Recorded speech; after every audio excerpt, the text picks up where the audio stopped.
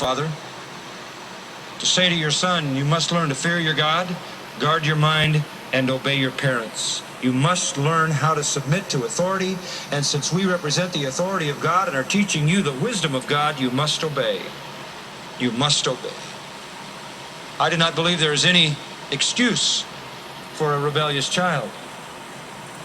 I believe that children can be under control if they're properly taught by their fathers to obey. There's a fourth principle, and this must be taught as well, and very, very important. A father must teach his son, select your companions. Select your companions. You get on the offensive. A father has the responsibility to teach his children how to choose their friends. What did the Apostle Paul say? Bad company corrupts what? Good morals. Bad company corrupts good morals.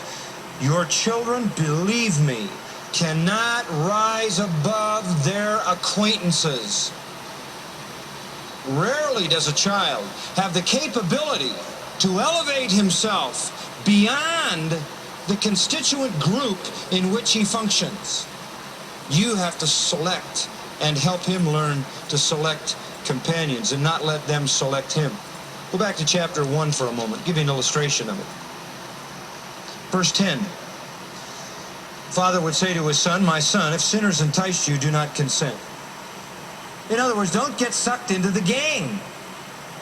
If they say, and they appeal on the basis of excitement and adventure and a thrill, if they say, come with us, let us lie in wait for blood.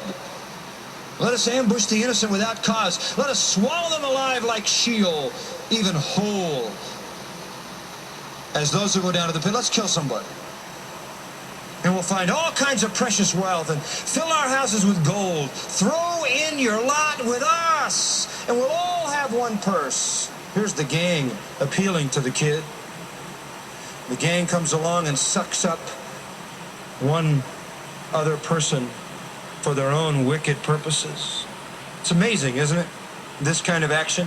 For one fleeting moment of pleasure, wicked men are willing to take a life or inflict lifelong trauma on someone, pointless, senseless gang violence, and they want to suck the innocent and the naive and the unwitting into that. The enticements can be pretty strong.